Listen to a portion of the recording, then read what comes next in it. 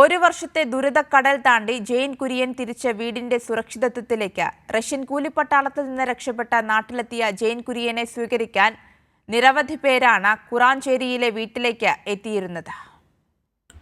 ഒരു കൊല്ലം വിങ്ങി തീർന്ന അമ്മ മനസ്സ് മകനെ കണ്ടതോടെ നിയന്ത്രണങ്ങൾ ഏതുമില്ലാതെ ഒഴുകി.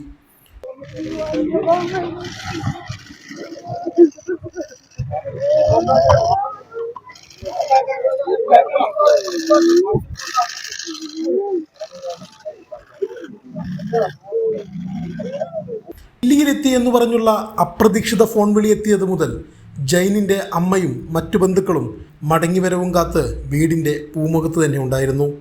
വ്യാഴാഴ്ച ഉച്ചയ്ക്ക് 3:00-ഓടെയാണ് ജൈനെ കൂട്ടാൻ പോയ വാഹനം വീട്ടുപടിക്കലെത്തിയത്. പിന്നീട് കണ്ടത് ഏതൊരാളുടെയും കണ്ണു നിറയ്ക്കുന്ന കാഴ്ചകൾ.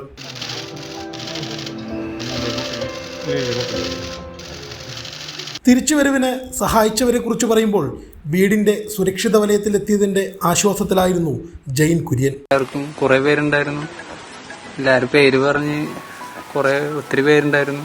എല്ലാവർക്കും ഒരുപാട് നന്ദി. തിരിച്ചെത്താൻ സഹായിച്ചതിന്. എത്താൻ പറ്റുമെന്നൊരു ഉറപ്പുണ്ടായിരുന്നില്ല, അങ്ങനത്തെ ഒരു സ്ഥലത്തായിരുന്നു. കഴിഞ്ഞ ഏപ്രിൽ 6-നാണ് ജെയിൻ കുര്യൻ ഉൾപ്പെടെയുള്ള 6 പേർ മോസ്കോയിലേക്ക് പോകുന്നത്. ജോലിക്കെന്ന് പറഞ്ഞാണ് കൊണ്ടുപോയത്. മോസ്കോയിൽ എത്തിയതിന് ശേഷമാണ് കൂലിപ്പട്ടാളത്തിലേക്കാണ് എത്തിച്ചതെന്ന് ഇവർക്ക് ബോധ്യപ്പെട്ടത്.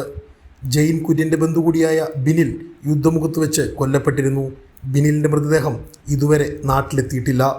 കൈരളി ന്യൂസ്, തൃശ്ശൂർ.